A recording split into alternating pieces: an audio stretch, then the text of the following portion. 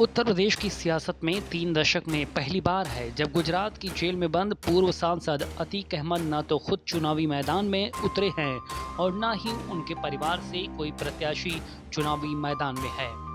प्रयागराज पश्चिम seat से असदुद्दीन ओवैसी ने अतीक अहमद की पत्नी शाइस्ता परवीन को प्रत्याशी बनाया था, लेकिन उन्होंने भी नामांकन के अंतिम दिन अपना पर्चा नहीं भरा।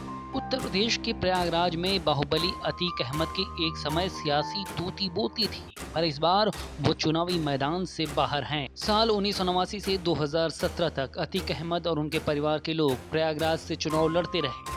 3 दशक में पहली बार है जब न तो खुद अतीक अहमद चुनाव में उतरे हैं और न ही उनके परिवार से कोई सदस्य चुनावी समर में है। हालांकि जेल में रहते हुए उन्होंने असदुद्दीन ओवैसी की ऑल इंडिया मजलिस-ए-इत्तेहादुल मुस्लिमीन का दामन थाम रखा था। प्रयागराज में एक समय में अतीक अहमद का गढ़ माना जाता था। 1989 में अतीक अहमद प्रयागराज पश्चिम सीट से निर्दलीय चुनाव जीते थे। इसके बाद वो सपा अपना दल के टिकट से मैदान में आते रहे और जीतकर विधानसभा और संसद पहुंचते रहे। फूलपुर से सांसद बनने के बाद इस सीट पर भाई अशरफ को चुनाव लड़वाया और बाद में विधायक भी बनाने में कामयाब रहे। मायावती के सत्ता में आने के बाद अतीक अहमद की उल्टी गिनती शुरू हुई तो अभी तक खत्म नहीं हो सकी। मायावती ने अतीक अहमद पर जबरदस्त नकेल कसी थी और 2017 में योगी आदित्यनाथ ने उनके सियासी साम्राज्य को पूरी तरह से ध्वस्त कर दिया।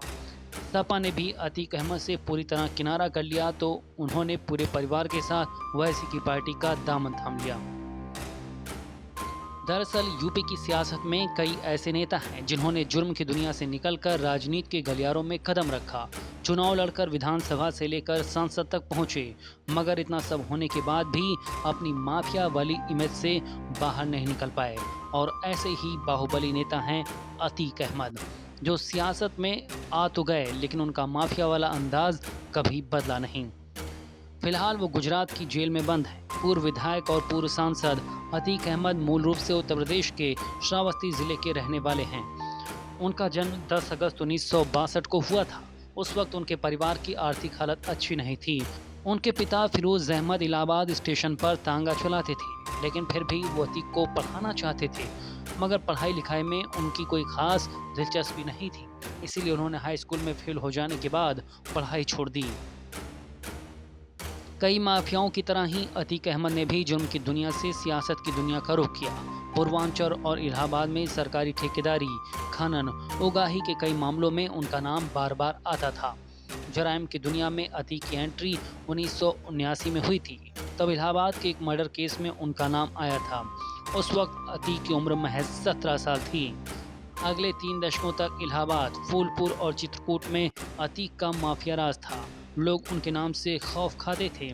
1992 में इलाहाबाद पुलिस ने अतीक अहमद का कच्चा चिट्ठा जारी किया था, जिसमें बताया गया था कि अतीक अहमद के खिलाफ उत्तर प्रदेश के लखनऊ, कौशाम्बी, चित्रकूट, इलाहाबाद ही नहीं बल्कि बिहार में भी हत्या, अपहरण, जबरन वसूली के मामले दर्ज हैं। अतीक के खिलाफ सबसे ज़्यादा मामले इलाहाबाद जिले में ही दर्ज हुए हैं। जानकारी के मुताबिक साल 1986 से 2007 तक ही उनके खिलाफ 1 दर्जन से ज़्यादा मामले केवल गैंगस्टर एक्ट के तहत दर्ज किए गए थे।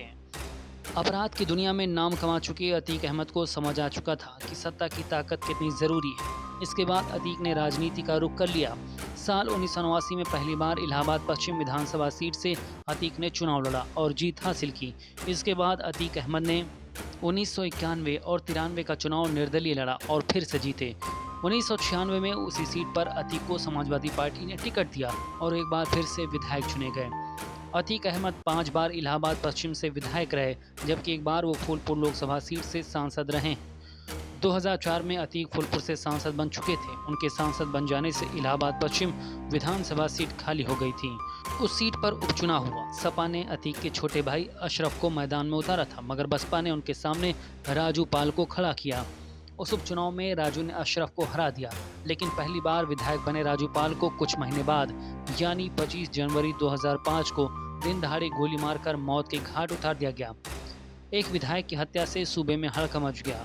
इस सनसनीखेज हत्याकांड से सांसद अतीक अहमद और उनके भाई अशरफ को आरोपी बनाया गया था।